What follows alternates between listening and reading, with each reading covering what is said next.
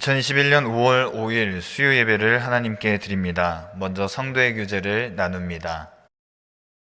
16일 2부 예배는 홀트 가족 사랑 예배, 3부 예배는 2단 세미나로 드립니다. 관리위원회에서 알려드립니다. 주일 1부, 2부 예배 후에 본당 방역으로 함께 섬겨주실 분들을 찾습니다. 신청과 문의는 성경 장로님께 해주시기 바랍니다. 심상윤 명예권사님, 강북 삼성병원에 입원 중이십니다. 치유와 회복을 위해서 함께 기도해 주시기 바랍니다. 합심 기도 제목을 붙잡고 이번 한 주간도 계속해서 기도해 주시기를 바랍니다. 찬송가 407장 함께 찬양합니다.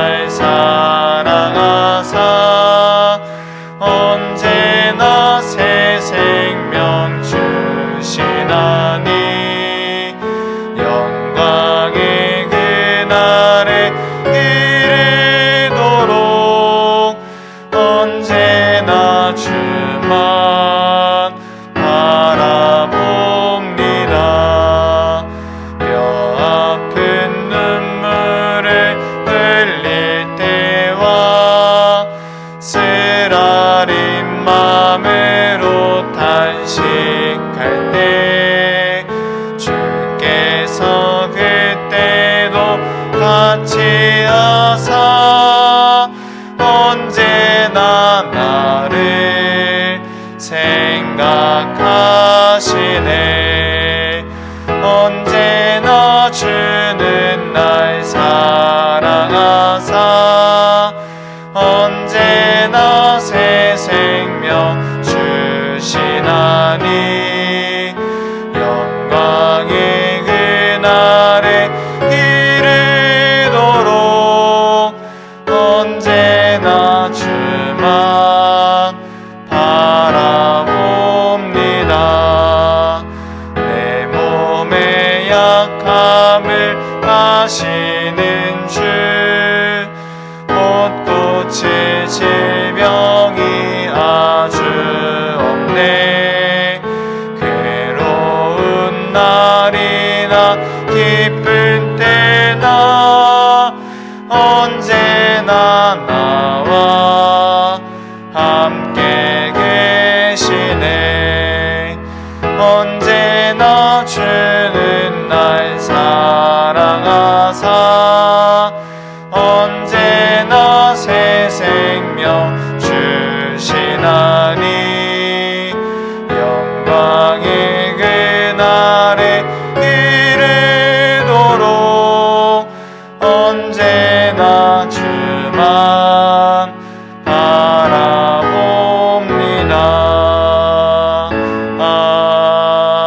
아멘. 우리에게 주시는 하나님 말씀은 이사야서 41장 10절 말씀입니다. 두려워하지 말라, 내가 너와 함께 함이라. 놀라지 말라, 나는 내 하나님이 됨이라. 내가 너를 굳세게 하리라. 참으로 너를 도와주리라. 참으로 나의 의로운 오른손으로 너를 붙들리라. 아멘. 오늘은 1지역에서 찬양으로 하나님께 영광 올려드립니다. 나눠주신 기도 제목으로 함께 기도해 주시기를 바랍니다.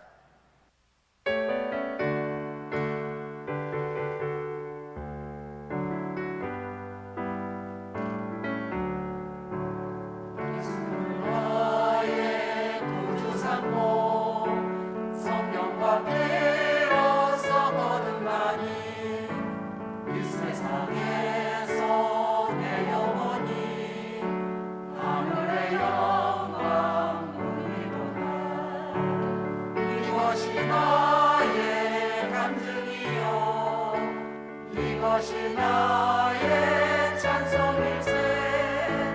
나 사는 동안 끊임없이 구주를 찬송하리로다. 온전히 주께 맡긴대요. 사랑의 음성을 듣는 중에 천사들 왕래하는 것과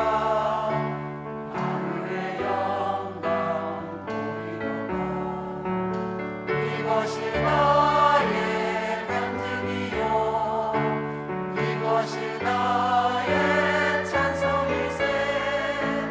나 사는 동안 끊임없이 구주를 찬송하리로다. 주 안에 기쁨 누림으로 마음의 풍랑이 잔잔하니 세상과 나는 강고롭고 무성한 주만 보이로다. 이것이 나의 간증이요, 이것이 나의 찬송일세. 나 사는 동안 끊임없이 구주를 찬송하리로다.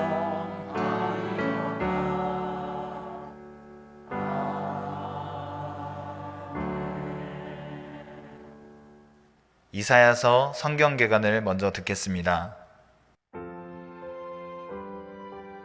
이사야.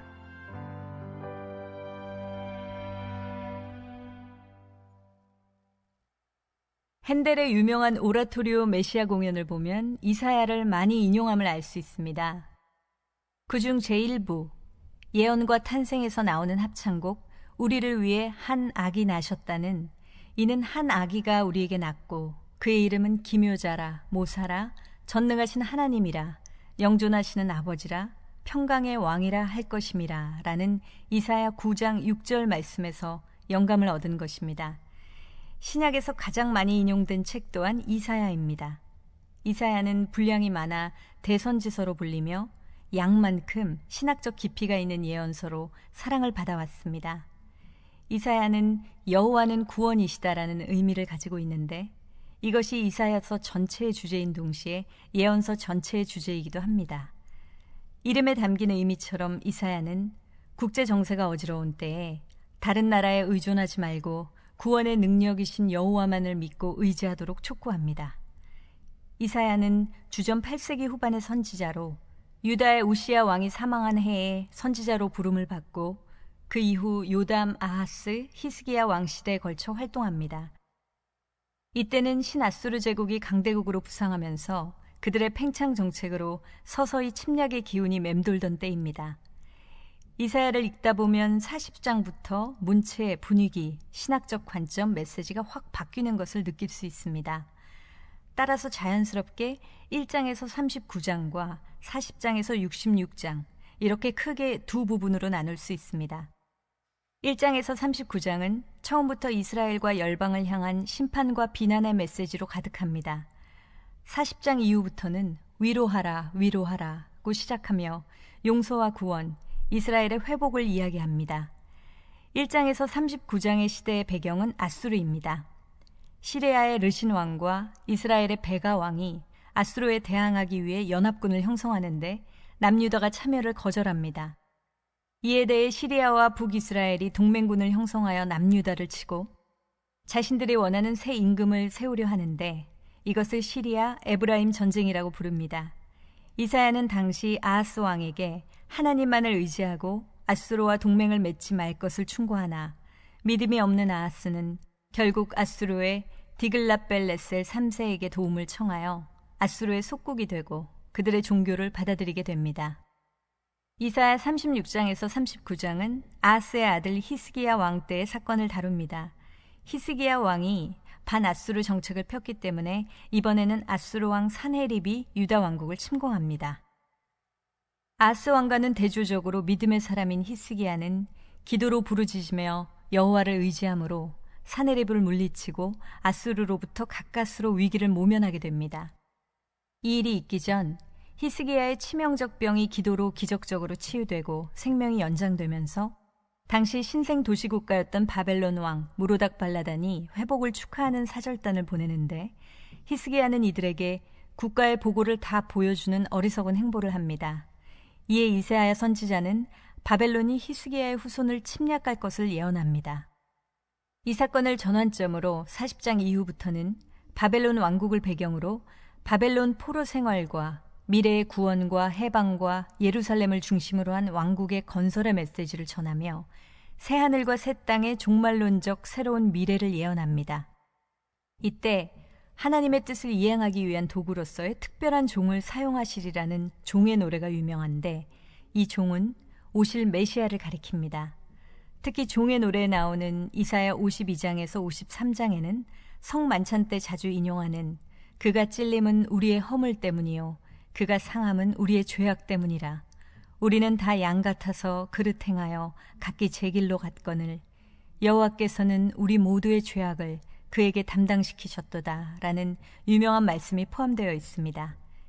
이사야는 여호와를 이스라엘의 거룩한 자라고 20번 이상 칭하며 당시에 죄악된 이스라엘 백성과 여호와의 거룩한 속성을 잘 대조시킵니다. 만군의 여호와도 40번 이상 사용하여 하나님의 능력을 강조합니다. 여호와를 지칭하는 또 다른 표현인 구속자라는 말은 13번 쓰였으며 이를 통해 하나님의 구원의 주권적 은혜를 강조합니다. 이사야가 궁중에서 왕과 귀족 계층들에게 사역을 했다면 동시대의 미가 선지자는 일반 서민들에게 사역을 했습니다. 8세기 때 북이스라엘에서 활동했던 다른 선지자들은 아모스와 호세아가 있습니다.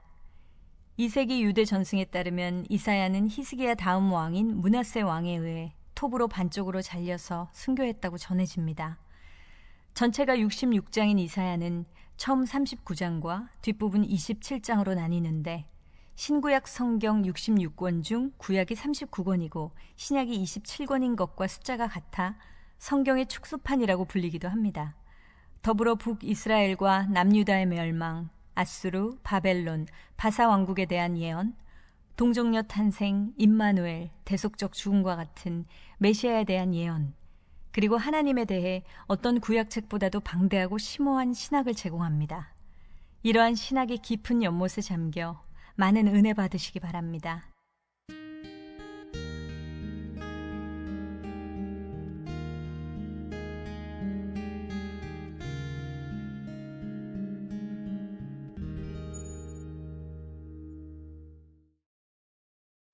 할렐루야.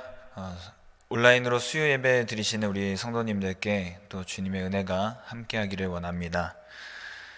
프랑스 작가인 크리스티앙 자크의 장편 소설 중에 람세스라는 작품이 있습니다. 이 주인공 람세스는 애굽의 왕으로서 이 태양의 왕이라고 불립니다. 그는 고대 전쟁사에서 마케도니아의 이 알렉산더 대왕에 필적하는 아주 강하고 유능한 그런 불멸의 전사로 알려진 실존 인물로 나옵니다.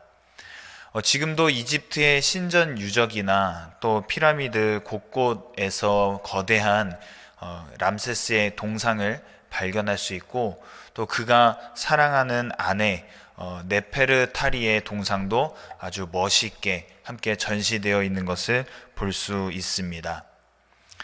이것을 보면 그가 애굽의 왕으로서 얼마나 용맹스럽고 또 이 나라의 힘을 아주 키운 대단한 왕이었는지를 알 수 있습니다. 그런데 람세스에게 한 가지 특이한 점이 있었습니다. 그에게는 아들이 아주 많았다라는 것인데요. 무려 200명이나 되는 아들들이 있었다고 합니다. 이 200명의 아들들 모두 국가의 요소의 중요한 직책을 수행했습니다. 물론 이것은 권력 내부에서 일어나는 모든 음모나 또 외적의 침입에 대비하기 위해서였을 것으로 추측할 수 있겠지요. 그러나 그가 많은 자식을 낳은 진짜 이유는 그의 내면에 깊이 자리 잡은 이 불안과 또 두려움 때문일 수 있습니다. 세상에 많은 사람들이 물질과 권세와 또 명예를 가지고 있지만 정작 그들의 마음속의 불안감은 여전히 해소되지 않는 것을 알게 됩니다. 이것은 바로 두려움 때문인데요. 그래서 사람들은 이 어떻게든 두려움을 해결하려고 많은 노력을 합니다. 우리는 하나님 없이 살아가는 많은 사람들의 수고와 또 노력과 땀들이 사실은 이 두려움을 없애려는 수고라는 것을 잘 알고 있습니다. 실존주의 철학자 사르트르의 패문이라는 작품이 있습니다. 이 패문의 줄거리는 이렇습니다. 세 사람이 우연히 한 곳에 갇힙니다. 그곳은 밀폐되어 있고 넓지도 않은데 아무리 애써도 빠져나갈 수가 없었습니다. 세 사람은 문을 두드리기도 하고 발로 차기도 하고 많은 수고를 했지만 하루가 지나고 이틀이 지나면서 점점 절망에 빠지기만 합니다. 불평과 원망을 늘어놓았지만 결국 얻을 것은 이 낙심하는 마음과 두려움밖에 없었습니다. 그런데 이들이 두려움으로 희망까지 다 포기할 때쯤 갑자기 문이 벌컥 열렸습니다. 그리고 밖으로부터 눈부신 태양빛이 어두운 공간으로 쏟아져 들어옵니다. 그토록 그리워하고 나가고 싶어 했던 바깥 세상이 눈앞에 환하게 펼쳐진 것이죠. 그런데 이상한 일이 벌어집니다. 이 세 사람 중에 그 어떤 누구도 선뜻 일어나서 밖으로 나가지 않았다는 것입니다. 그들은 나가지 못했을 뿐만 아니라 심지어 계속 그곳에 머물기를 선택합니다. 무엇이 그들로 하여금 나가는 것을 두려워하게 만들었을까요? 마음속 깊은 곳에서 그들은 이렇게 생각한 것 같습니다. 적어도 이 좁은 공간에서만큼은 우리가 모르는 것이 없다. 그러나 이 문을 나서는 순간 펼쳐질 곳은 미지의 세계이고 그곳은 두려운 대상일 뿐이다. 그래서 그들은 그곳에 머무르기를 선택한 것입니다. 이 두려움이라는 것은 병리적인 심리 현상이라고 합니다.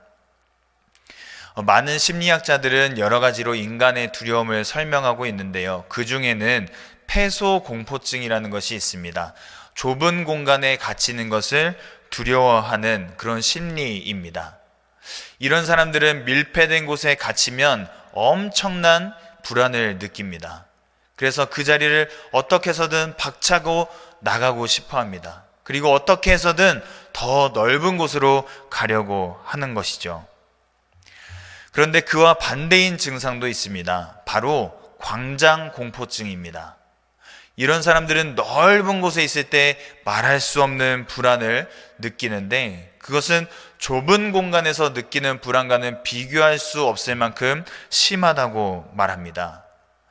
이들은 넓은 곳에 있으면 마치 내가 내동댕이 쳐진 느낌을 받기 때문에 도저히 평안을 느낄 수 없습니다.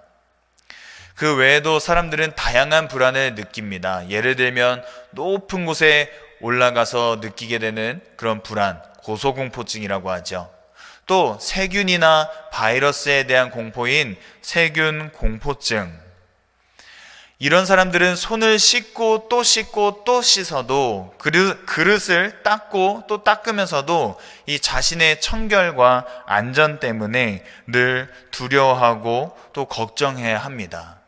그뿐일까요? 사회가 복잡해지면서 이 사람과 사람 사이의 만남, 그것을 두려워하는 이 대인공포증, 이런 것들을 공포스러워하고 또 고통스러워하는 사람들이 많이 늘고 있습니다. 여러분, 스스로에게 한번 물어보십시오.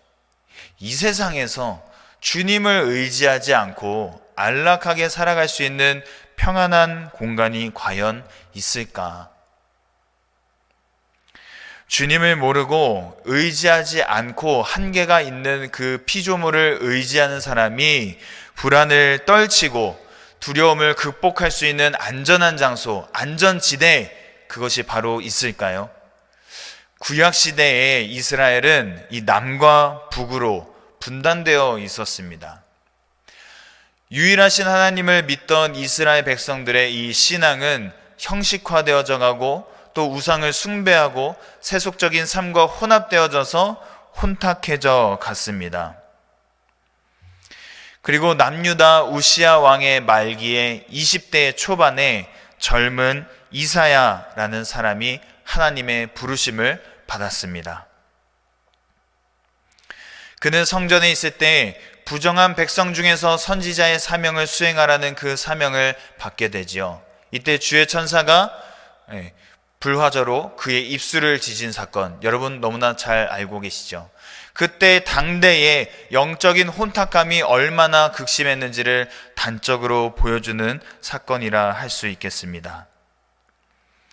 그 후에 요담과 아하스, 또 히스기야, 그리고 므낫세 왕에 이르기까지 이사야는 악한 임금에 의해서 고통과 또 두려움을 겪기도 하고 외적에게 위협받는 이 약소국 이스라엘의 두려움을 이겨내야만 했습니다. 그러나 그를 가장 고통스럽게 한 것은 따로 있었습니다. 나라는 결국 멸망해서 이 바벨론의 포로로 잡혀갈 것이고 왕과 백성들과 또 제사장들은 이 예언을 들어도 돌아오지 않을 것이고 그럼에도 불구하고 그들에게 회개하고 돌아오라고 목청껏 외쳐야 하는 그것 자체가 바로 고통이었습니다. 그런데 오늘 우리는 이 이사야 선지자가 했던 그 고뇌를 오늘날 이 시간과 공간을 뛰어넘어서 오늘날 우리 삶의 현장에서 다시 경험하게 됩니다. 작년 1월이었죠. 1월 하순에 중국의 우한 지역으로부터 발생한 이 코로나19 바이러스가 삽시간에 우리나라를 덮쳐버렸고 수많은 사람들이 감염되기 시작했습니다. 사망과 또 격리와 확진의 소식으로 인해서 이 두려움은 정말 조그만 두려움으로 시작했던 이것은 모든 사람에게 이루 말할 수 없는 큰 공포로 또 고통으로 다가가게 됐습니다. 6.25 전쟁이 벌어진 이 3년이라는 시간에 걸쳐서 사망한 군인이 우리나라를 도우러 온 유엔군을 포함해서 17만여 명이라고 합니다. 그런데 이 코로나19 대유행으로 인해서 단 3개월 만에 전 세계에서 무려 32만여 명이 넘는 정말 많은 목숨이 이 세상을 떠났으니까 그 위력이 얼마나 컸는지 여러분 짐작하실 수 있으실 겁니다. 총칼로 전쟁을 치른 것은 아니지만 보이지 않는 작은 바이러스가 전 세계를 마구마구 휘젓고 다니면서 이 젊은이, 노인, 어린이를 가리지 않고 생명을 계속 빼앗았습니다. 그리고 가정을 무너뜨리고 세계 경제를 마비시켰죠. 온 세계가 이 코로나19 바이러스라는 것 때문에 두려움에 떨면서 만남을 중단하고 각자의 처소로 숨어 들어갔습니다. 21세기의 첨단 과학, 문명을 이루었다라고 자축하고 또 우리가 정복하지 못할 질병은 없다 하면서 의학 체계가 얼마나 성장했습니까? 그런데 그것을 마치 비웃기라도 하듯이 온 세계를 들쑤신 이 무서운 질병은 언제 완전히 끝날지 아무도 모르는 상태에서 지금도 여전히 진행 중입니다. 게다가 코로나19 바이러스의 변종이 언제 다시 나타날지 모른다는 그런 불안과 두려움이 우리 마음에 자리 잡고 있는 것도 사실입니다. 이 일로 인해서 많은 교회가 이 온라인 예배라는, 지금 우리가 드리고 있는 이 수요 예배처럼 온라인 예배라는 사상 초유의 그런 시스템을 통해서 회중이 없는 상태에서 예배를 진행합니다. 또 작은 교회들은 어떻습니까? 그마저도 여의치 않아서 아예 예배를 중단해야 했고 이것으로 인해서 극심한 경제적인 어려움을 겪기도 했습니다. 그런데 만약에 이 코로나19 바이러스가 끝내 종식되지 않고 또 다른 변종을 일으키고 또 주기적인 계절병이나 풍토병으로 찾아온다면 우리 사회가 고통을 겪을 것은 물론이거니와 회중 없는 예배 역시 아마 주기적으로 드려야 될지도 모릅니다. 이사야와 예레미야가 예언한 대로 이스라엘 백성들은 바벨론에 이제 포로로 잡혀가서 70여 년간 노예로서 생활할 수밖에 없었습니다. 고국을 떠나서 이방 땅에서 겪은 가장 큰 고통은 하나님을 예배할 수 없는 그런 현실이었습니다. 우리는 그들의 고통을 코로나19의 출현으로 우린 몸소 체험하고 뼈저리게 경험했지요. 그렇다면 하나님은 왜 우리와 교회에 이러한 시련을 허락하셨을까요? 우리는 강가에서 고국을 그리워하던 이스라엘 민족의 후회와 또 회개의 눈물을 기억해야 할 것입니다. 또한 고통 속에서 부르짖는 그들의 간절한 이 외침을 들으신 하나님께서 이방 나라의 왕 고레스를 부르시고 그를 통해서 이스라엘을 다시 이 고국으로 돌려보내신 것도 기억해야 합니다. 이사야 41장에 나오는 말씀입니다. 이 일을 누가 행하였느냐? 누가 이루었느냐? 누가 처음부터 만대를 불러내었느냐? 나 여호와라. 처음에도 나요, 나중 있을 자에게도 내가 곧 그니라. 그들이 고국으로 돌아온 것은 자신의 지략이나 힘에 의한 것이 아니라 전적으로 하나님의 은총과 돌보심 때문이었습니다. 여기에 오늘 우리의 해답이 있습니다. 아무리 의학이나 과학기술을 발전시키고 첨단 무기를 개발하고 엄청난 양의 정보를 가지고 있을지라도 이 인간은 작은 바이러스 하나도 통제할 수 없는 그런 나약한 존재임을 깨달아야 합니다. 우리는 하나님의 능력 안에서 모든 것이 움직이고 또 섭리 가운데 있음을 겸허히 인정하고 받아들여야 합니다. 16세기까지 유럽에서 계속된 이 중세교회의 이 타락과 그리고 불의에 반발해서 일어난 인문주의 운동, 그 운동은 하나님을 밀어내고 인간 중심주의와 또 인본주의로 세상을 바꾸어 버리고 말았습니다. 유럽이 어떤 나라입니까? 스스로를 기독교 국가다, 그리고 기독교인이다 라고 자부하던 그런 유럽인들이 모인 나라 아닙니까? 그런 나라, 하나님께서 창조하신 자연과 인간에 대한 배려나 돌봄을 잊어버리는 그런 나라가 되어버리고 말았습니다. 결국 개인의 인권과 자유 그리고 사생활 보호를 우선시하면서 이 인권이라는 이름 아래서 급속하게 하나님을 잊어버리고 만 것입니다. 이것이 이사야 시대처럼 바벨론 포로 생활로 눈물 흘린 이스라엘 백성들처럼 우리에게 슬픔과 아픔, 하나님 잃은 고통, 예배 없는 공허함과 두려움을 경험하게 하고 있습니다. 세상 속에서 점점 힘을 잃어가는 교회, 또 선교의 열정이 사라져가는 그리스도인, 정직과 성실을 잃고 타락해가는 우리에게 이 코로나19 바이러스라는 것은 신천지와 이태원 유흥업소 집단 발병 이런 것들을 통해서 지금 경고하고 있습니다. 우리의 타락한 실존을 다시 한번 회개하고 또 하나님을 높이면서 또 그분을 찾아라 라고 이렇게 말하고 있습니다. 이스라엘 백성들이 주님 앞으로 돌아오기를 구했을 때 하나님께서는 오래전에 아브라함과 야곱과 맺으신 언약을 기억하십니다. 그리고 그들에게 회복의 은총을 허락해 주십니다. 오늘 본문의 말씀입니다. 두려워하지 말라, 내가 너와 함께함이라. 놀라지 말라, 나는 내 하나님이 됨이라. 내가 너를 굳세게 하리라. 참으로 너를 도와주리라. 참으로 나의 의로운 오른손으로 너를 붙들리라. 이 말씀은 하나님의 날개 아래로 돌아오려는 우리의 결단에 여전히 유효한 말씀입니다. 사랑하는 성도 여러분, 여러분을 사로잡고 있는 두려움은 무엇입니까? 두려워서 여전히 이불을 뒤집어 쓰고 저 밖에는 나를 잡아먹는 사자가 있다면서 이불 밖으로 나올 생각조차 못하게 만드는 그런 두려움은 무엇입니까? 그 두려움이 무엇인지 그것은 하나님께 상관이 없는 것입니다. 오늘 하나님께서는 여러분에게 그리고 우리에게 이렇게 말씀하십니다. 두려워하지 마라, 내가 너와 함께한다. 하나님께서 이렇게 말씀하시는데 우리가 무엇을 더 두려워해야 할까요? 나는 너의 하나님이 됨이니라.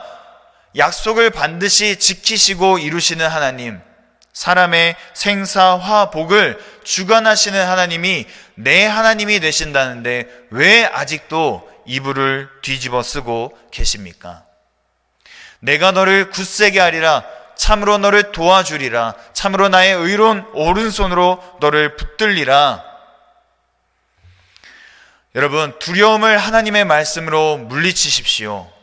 귀신의 말, 사람의 말에 더 이상 휘둘리지 마십시오.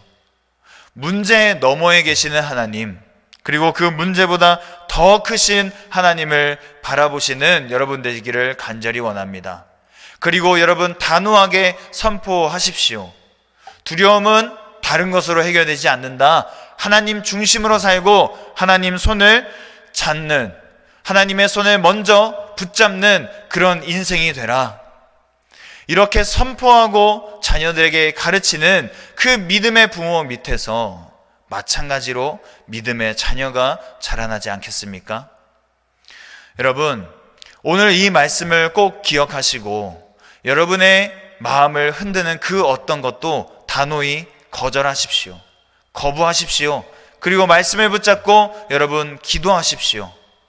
하나님께서 말씀 붙잡고 기도하는 여러분의 기도를 들으시고 말씀하실 겁니다. 두려워하지 마라. 내가 너와 함께함이니라. 놀라지 말라. 내가 너와 함께함이니라. 내가 나의 의로운 오른손으로 너를 붙들어 주겠다. 두려워하지 마라.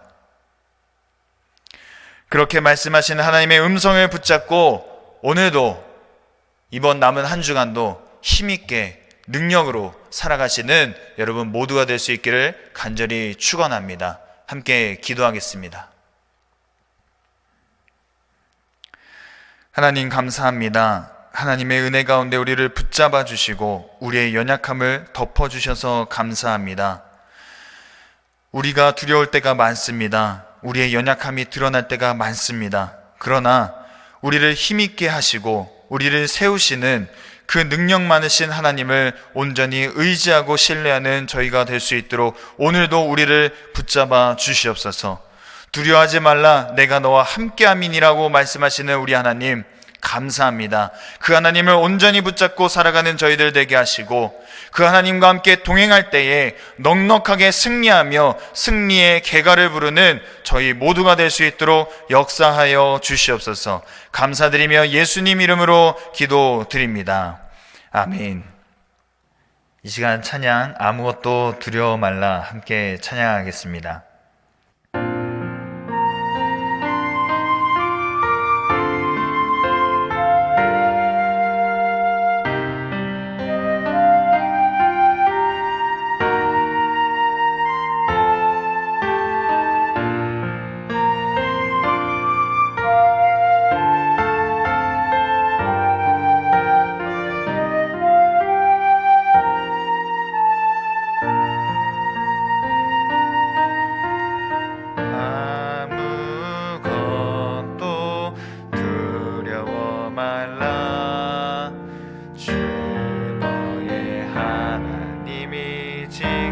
지켜주시네. 놀라지 마라, 겁내지 마라. 주님 나를 지켜주시네. 아무것도 두려워 말라. 주 나의 하나님이 지켜주시네. 놀라지 마라, 겁내지 마라. 주님 나를 지켜주시네. 내 맘이 힘에 겨워 지칠지라도 주님 나를 지켜주시네. 세상의 험한 밤 몰아칠 때도 주님 나를 지켜주시네.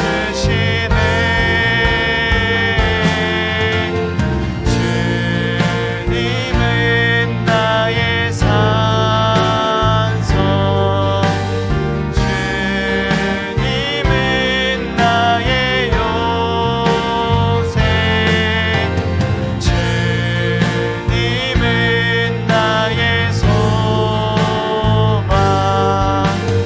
나의 힘이 되신 여호와.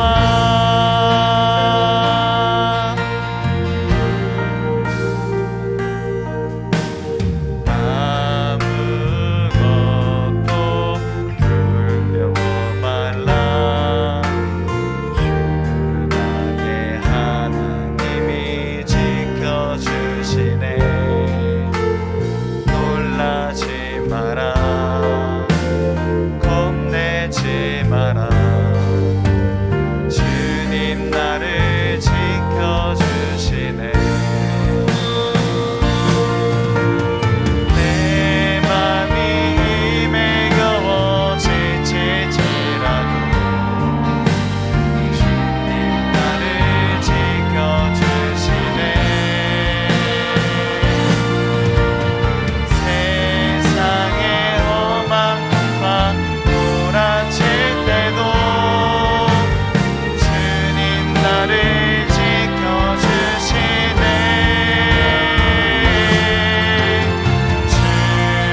주님은 나의 산성,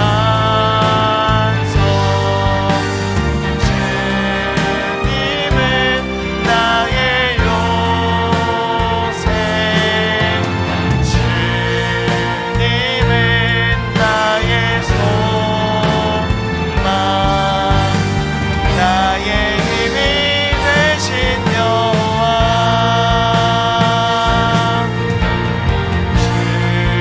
주님은 나의 산성,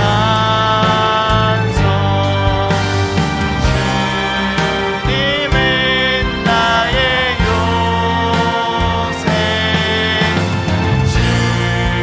주님은 나의 소망, 나의 힘이 되신 여호와.